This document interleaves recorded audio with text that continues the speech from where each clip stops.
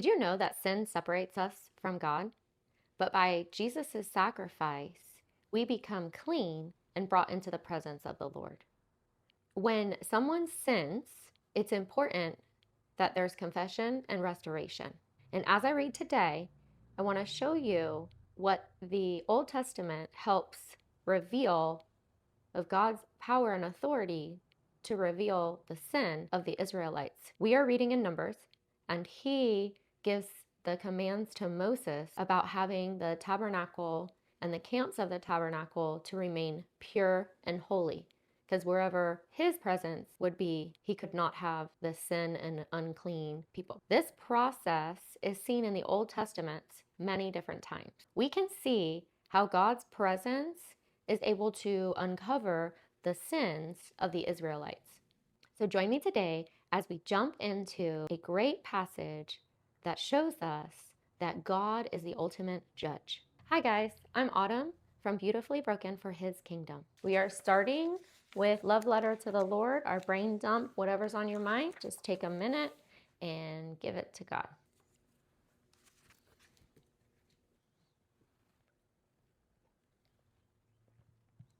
Today I will be reading Numbers 5 in the New King James translation. Grab your Bible and let's follow along.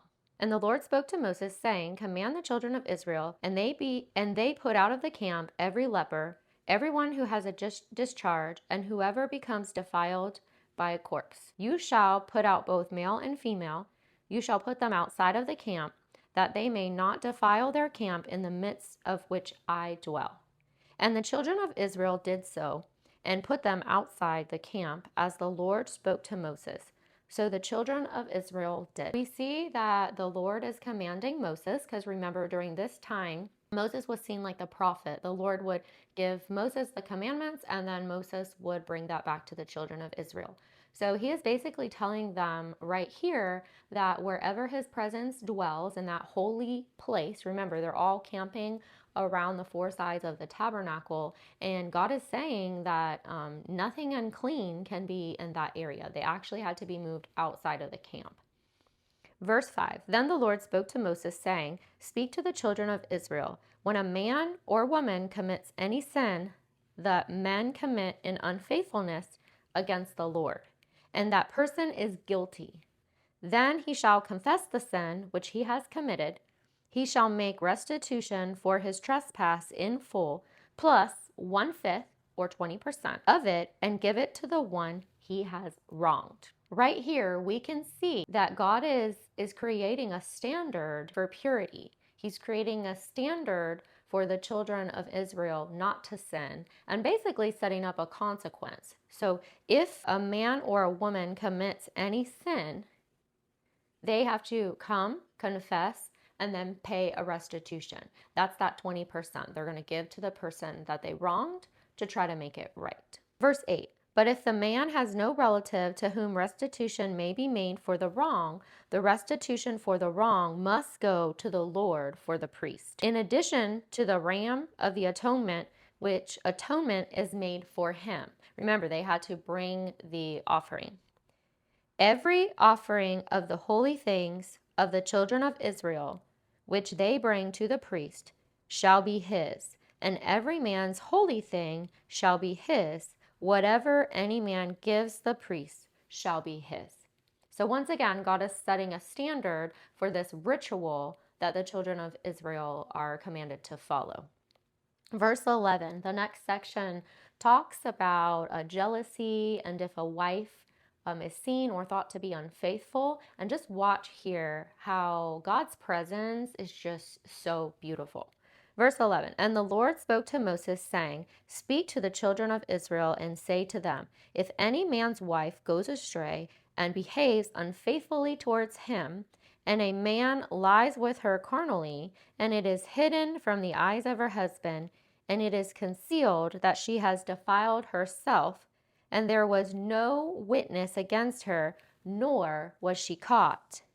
If the spirit of jealousy comes upon him, and he becomes jealous of his wife, who has defiled herself, or if the spirit of jealousy comes upon him, and he becomes jealous of his wife, Although she has not defiled herself, then the man shall bring his wife to the priest. So we see right here that if a husband believes that his wife has been unfaithful, it was hidden from her husband, or maybe she was innocent and her husband is feeling that spirit of jealousy. So it's saying no matter what the circumstances, that the husband is commanded to bring his wife to the priest. It says down here at the bottom that an ordeal of deciding whether a person is innocent or guilty, whether the person is harmed or safe under the trial, it's supposed to reveal guilt or innocence. Ordeals like this were very common in the Middle East. The Bible describes only one ordeal. In it, the punishment as well as the determination of guilt is referred to God. So right here we can see that the husband brings the wife. They're getting ready to perform a ritual that I'm going to read next. But then ultimately, it's God that's deciding if the wife is innocent or guilty based on what will happen. So they believed that by doing this, they would be able to see if the wife was innocent or guilty. So, verse 16, and the priest shall bring her near and set her before the Lord. The priest shall take the holy water in the earthen vessel and take some of the dust that is on the floor of the tabernacle and put it into the water. Then the priest shall stand the woman before the Lord, uncover the woman's head, and put the offering for remembrance in her hand, the grain offering of jealousy.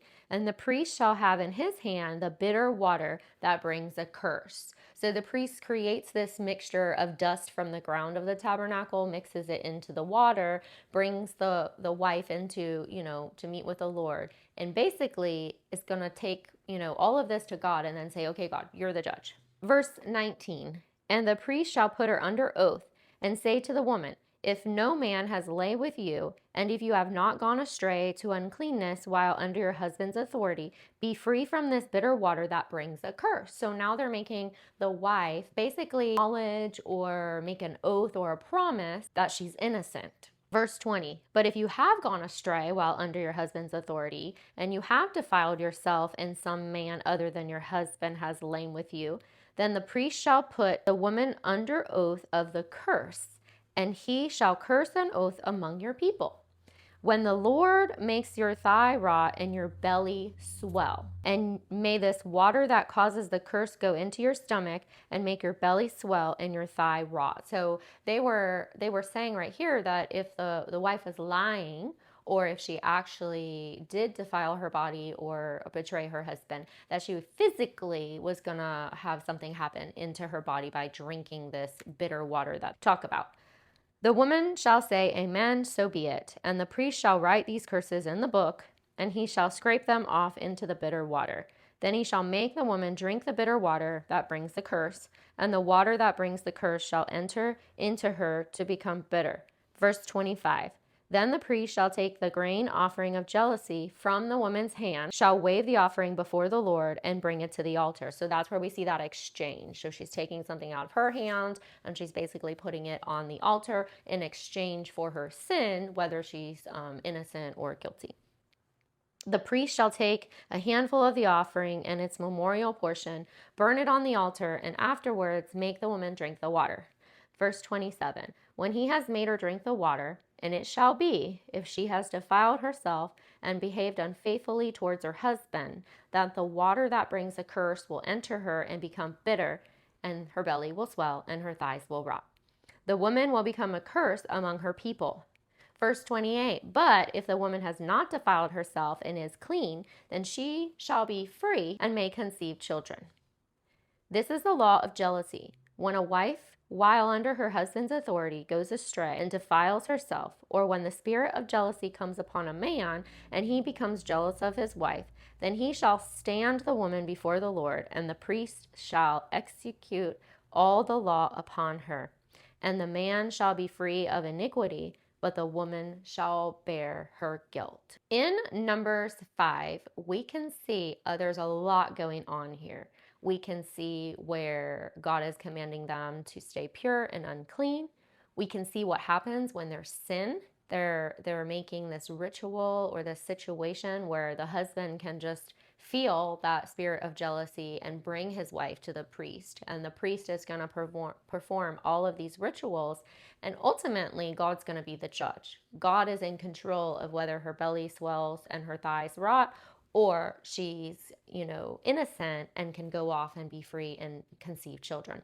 So I just want to point out a couple of things from the reading today. I know some of this is hard to understand because it's not like that now, but it's important because everything that we read in the Bible, we can see the connection and the correlation to Jesus. So in this passage, it reminds me that when we sin, because we're all going to sin, we're all sinners in need of a Savior. So when we sin and we need to make it right, there needs to be that confession of the sin and then the restoration or the repentance of, bringing it to the Lord, or maybe apologizing to that person, paying that restitution that we need. But when Jesus went to the cross, he was the ultimate sacrifice. So we no longer have to go through rituals like this. Could you imagine being brought, outside of the church or to a priest? Your husband could bring and just say, hey, I think this is happening with my wife. And that would be, I don't know, humiliating. That would be torture, like public shaming. So Jesus paid the way. Jesus went to the cross knowing that we were going to sin, we were going to fall short of the glory of God, and that we needed a Savior. So his sacrifice on the cross became an exchange for all of our sins. We have to understand the importance of how much God loved us, knowing that these things would happen, and that Jesus is the ultimate sacrifice, the ultimate answer. Just to have a better understanding of the water of bitterness. So the woman was brought before the Lord. The priest took the holy water, mixed it with the dust, and basically, commanded that the wife make an oath, and then the Lord would judge the situation. So this tells us that Christ is our purifier. Just as the unclean persons were removed from the camp, sin separates us from God. But Jesus Christ, by his sacrifice, makes us clean and brings us back into the presence of the Lord. True restoration in Christ. Sin requires confession and restitution, but God is the ultimate restorer of our sins. He paid what we owed, reconciling us back to the Father. So I want you to stop right there. And in our journals today, I want you to reflect on what we read today in Numbers 5. For me, I'm going to write that God wants us to have a pure heart. It highlights our need for repentance, confession, holiness in all of our relationships, pointing us forward towards Christ. He's the one who purifies us and his people, and God reveals the true condition of our heart. So I'm going to write down the ritual. So grab your notebooks, take a few minutes to write your reflection for Numbers 5, what you learned today, if you have any other questions. And what is the Holy Spirit revealing to you right now? Is there something in your life that you need to bring to God? Is there someone in your life that you need to make it right with, or reach out and apologize? Whatever it is, just put that reflection in your journal, because remember, this is between you and the Lord. Let's close in a short prayer. Heavenly Father, we thank you for today. Lord, thank you for showing us that you loved us so much that you sent your Son, Jesus, to die on the cross in exchange for our sins, Lord. Help us to understand that you desire a pure heart, but you know that we are sinners in need of a Savior, and we can't do it without you. So, Lord, I just pray that you help us in the season that we're in. You help us in any sin that's in our life or anything that needs your covering, Lord. I just ask that we can bring it to you. We can lay it at your feet, and that you will bring us closer to God. Because remember, sin separates us from God, but Jesus can make us clean and closer to God's presence. So, Lord, I just ask that you touch everyone who's listening right now, heal their hearts, and reveal to them what they need to do to feel your love and your comfort during this season in their life. Lord, we bless you. We give you all the praise, all the honor in Jesus' name. And all God's people said, amen. Well, have a blessed day, and I will see you real soon.